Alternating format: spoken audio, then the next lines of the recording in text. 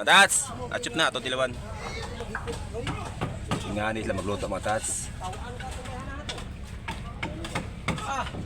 Wow, kalami. Sa? Wow, kalami. Kaya pinigog kami ako tilaw. Achip na! May buntag ka na tong tanan mga tats na alita sa bangka karono kay magluto mig gitawag naglamang loob sa baka nga naay apdo. So ang amo tirada karon mga tats amo ng sabawon ang lamang loob. So papaitan ang tawag ani sa mga Ilocano kay kaning bangka ang nagsakay ani puro mga Ilocano, so hilig jud sila ingana mo ng ilang butangan og apdo.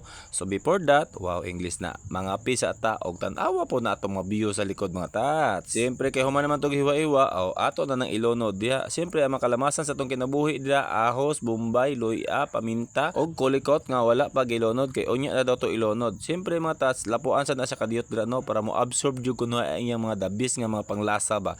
So abrihan po nato ni atong kaldero kung naluto na ba ang kanon. Pwede ng atsopa. So unya nato natirahon kay gipabukalan pa man. Samtang pabukal to didto, magtabi-tabi sa mi kadiyot diri kay wala pa habwa. Og maodi ani ang kulikot, nalimtan na to gani paglunod pero okay lang, pwede naman na si paulihi. So atong abrihan mga tats kay ila naman day gilunod ganiya ang apdo. Matats, achip na ito tilawan. Nga nila magluto mga tats. Wow, kalami. Sa? Wow, kalami. Kaya pinigog kami ako tilaw. Achip na! Okay na, kao na. Unya kay naluto naman na unsa pa man atong himuon. So ingana jud magluto ang mga Ilocano mga tats no, dili jud na pwede nga walay apdo. Sa bagay dili man sa matawag og kang papaitan kung walay apdo. Mo gyud gitawag og papaitan kay kinahanglan natog pait.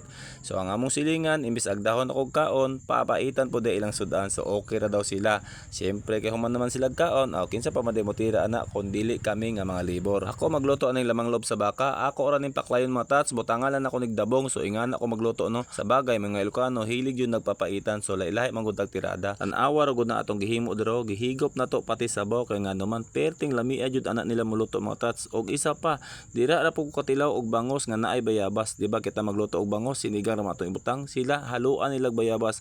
Og dira pug ko kakita nga ang tilapia nga ilang gisabaw. Nakatisting pug og kaon dira mga tats nga manok Bisaya no nga ilang giluto, gibutangan lag dahon sa ampalaya og gibutangan po nila ginamos. Makaingon lagi ka unsa klase nga sudan ni. Lami na ang manok, butangag ang palaya, butangan pa jud ginamos. Pero dabis jud ay matas, perti yung lamia, ingana na sila magluto mga tats. Speaking og lami, samtang nagvideo-video ko mga tats, na ade badyaw po dira nagsalom-salom no, tanawa asa tong badyaw adira. Nagsalom-salom po siya og ang iyang gisalom diha toyom. So nindot jud unta ipares na dito sa kanon. Ang problema lang kay wala na po tay kanon kay nahinay ka na sa ato ang mga kauban. Tanawa. Unsa pa man atong ikilaw dira sa toyom.